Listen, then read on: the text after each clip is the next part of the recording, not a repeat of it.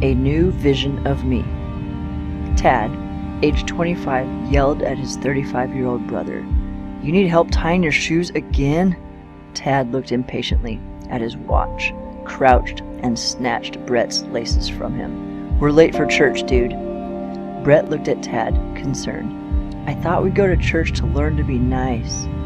Bret looked at Tad's pants, so tight they were stretching at the seams. "You can borrow some of my pants if you want to, brother." "No offense," Tad said, "but I wouldn't be caught dead in your pants." Bret looked down at his pants and said, "I wish I didn't have to wear pants." As they walked into church, Bret said, "Tad, that guy is sad." Tad looked over. The homeless guy who often came in for coffee was bent forward on the couch. "Sorry, we can't or we're gonna miss worship." But before they got through the sanctuary door, Tad bumped into a pastor and stopped to talk to him for a few minutes. Bret looked back worriedly at the homeless man. During worship, Bret started clapping. He loved these songs, but apparently he was the only one because Tad stopped him. The message did hit Tad pretty hard, and he prayed, "God, please show me a vision of who you want me to be." It felt like God answered him so rarely, but he thought, "At least I sacrificed for my brother."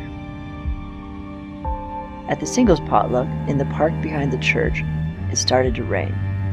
All the young adult singles, done up in their polo shirts and summer skirts, huddled under a big tent.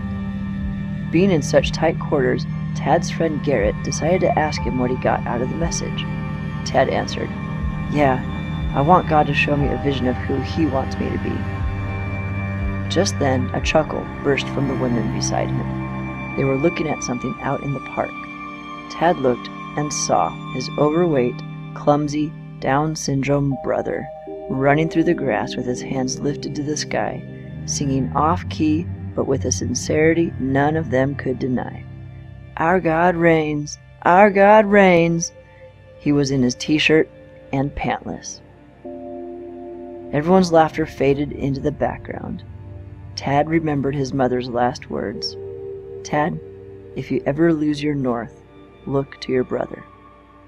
He shook his head slightly and smiled as he prayed. Maybe you do still answer prayers.